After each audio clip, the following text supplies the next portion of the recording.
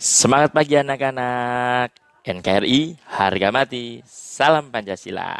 Bersama Bapak Sutiono dan saya pengampu mata pelajaran PPKN di SMP Negeri 11 Yogyakarta. Baik anak-anak semuanya, karena ini pertemuan pertama tentang pembelajaran pendidikan Pancasila dan kewarganegaraan, maka Bapak akan memberikan 3 kemampuan khusus yang hari ini Anda harus kuasai. Yang pertama yaitu definisi tentang PPKN, dan yang kedua adalah tujuan tentang PPKN, dan yang ketiga adalah bagaimana Anda memiliki 3 kemampuan yang dikembangkan dari pembelajaran PPKN. Baik anak-anak, memasuki materi yang pertama yaitu mengenai definisi. Apa sebenarnya itu PPKN? Nah, Bapak akan menyampaikan yang pertama tentang definisi PPKN itu dari beberapa ahli. Ahli yang pertama yaitu adalah dari Zamroni. Zamroni adalah tim dari ICCA, yaitu di mana Zamroni ini adalah ahli PPKN-nya Indonesia. Zamroni mengatakan bahwa PPKN atau PKN itu adalah sama dengan pendidikan demokrasi, di mana pendidikan ini bermaksud meyakinkan Anda semua bahwa demokrasi ini adalah sistem atau bentuk yang tepat dan bisa menjamin hak-hak masyarakat. Dan selanjutnya, pendidikan demokrasi ini adalah memberikan daya kritis kepada Anda semua. Dan yang kedua adalah dari Bapak Kolisin. Nah, Kolisin ini juga salah satu ahli PPKN dari lulusan Universitas Negeri Yogyakarta. Bapak Kolisin menyampaikan bahwa PPKN ini memuat beberapa konsep-konsep.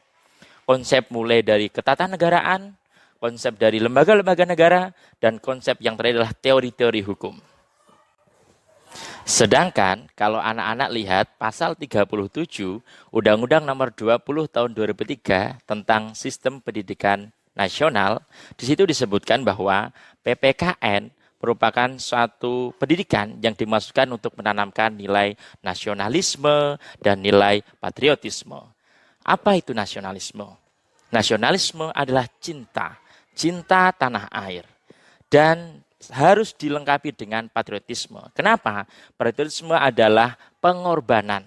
Kalau hanya cinta saja belum cukup, tapi harus ada pengorbanan. Memasuki materi yang kedua, yaitu mengenai tujuan PPKN. Tujuan PPKN di sini anak-anak, yaitu setelah Anda mempelajari PKN ini, sebenarnya diharapkan yang pertama adalah anak-anakku semua paham mengenai hak dan kewajiban. Hak dan kewajiban itu sangat perlu sekali untuk menunjang kita menjadi warga negara yang baik.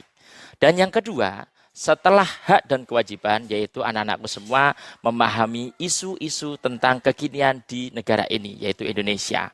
Setelah Anda tahu mengenai isu-isu itu, anak-anakku semua, Anda bisa memberikan solusi. Dan yang ketiga adalah memberikan suatu pernyataan, bukan hanya pernyataan tetapi sikap dan perilaku di mana itu mencerminkan nilai-nilai nasionalisme dan patriotisme. Jadi itu ada 3, yaitu yang pertama apa tadi? Tentang mengetahui hak dan kewajiban. Dan yang kedua adalah mengenai apa? Mengenai bagaimana Anda semua setelah tahu tentang hak dan kewajiban, Anda tahu tentang isu dan memberikan solusinya. Dan yang ketiga adalah Anda menampilkan sikap dan perilaku yang sesuai dengan nilai-nilai nasionalisme dan patriotisme. Baik, setelah anak-anakku tahu tentang definisi PKN atau PPKN dan mengetahui mengenai tujuan PKN atau PPKN, dan yang terakhir adalah 3 kemampuan yang harus anak-anakku semua miliki setelah Anda mengikuti pelajaran PPKN ini. Apa saja itu yang harus dimiliki? Yang pertama ada yang dikatakan sebagai civic knowledge, di mana civic knowledge ini adalah pengetahuan kewarganegaraan. Anak-anakku, Anda ketika berkomentar segala sesuatu, Anda harus tahu dulu konsepnya, pengetahuannya. Maka disinilah yang dinamakan sebagai civic knowledge. Dan yang kedua, ada yang dinamakan civic skills. Civic skill ini adalah watak atau partisipasi warga negara. Setelah anak-anakku tahu mengenai kasus, setelah itu apa tindakan anak-anakku semua untuk menunjang ide-ide itu, untuk menunjang pemikiran-pemikiran anakku semuanya.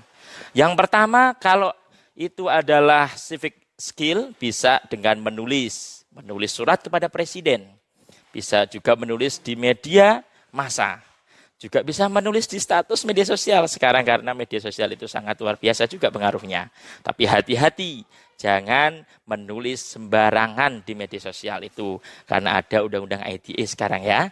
Dan yang ketiga ada yang dinamakan sebagai civic disposition, di mana anak-anakku setelah melakukan, mengekspresikan idenya tadi, anak-anakku harus berani untuk bertanggung jawab. Jadi bukan hanya berani lempar kemudian lari, bukan seperti itu. Tapi anak-anakku harus bertanggung jawab. Nah, di sini ada yang pertama civic knowledge, civic skill, dan civic disposition yang Anda harus kuasai semuanya. Begitu. Baik, sampailah kita di terakhir pembelajaran dengan Pak Setiono, anak-anakku semua, tentang simpulannya. Yang pertama tadi apa? Definisi PKN. Apa itu PKN? PKN itu adalah pendidikan yang dimaksudkan untuk menanamkan rasa nasionalisme, cinta tanah air, dan patriotisme. Dan yang kedua yaitu tujuan PKN. Anak-anakku semua dari pembelajaran hari ini, anak-anakku nanti lebih tahu mengenai apa itu hak dan kewajiban. Dan yang kedua adalah mengenai isu-isu tentang kekinian di Indonesia dan memberikan solusinya. Dan yang ketiga, anak-anakku menampilkan sikap dan perilaku positif sesuai dengan nilai-nilai nasionalisme dan patriotisme. Dan yang terakhir tadi apa? 3 kemampuan yang dikembangkan PKN. Kemampuannya ada civic knowledge, pengetahuan kewarganegaraan, dan civic skill, yaitu adalah watak kewarganegaraan atau skill tentang kewarganegaraan, cara mengekspresikannya. Dan yang ketiga adalah civic disposition, yaitu pertanggungjawaban anak-anakku tentang perilakunya. Baik, itu saja dari Pak Setiono. Tetap semangat, salam Pancasila, semangat pagi.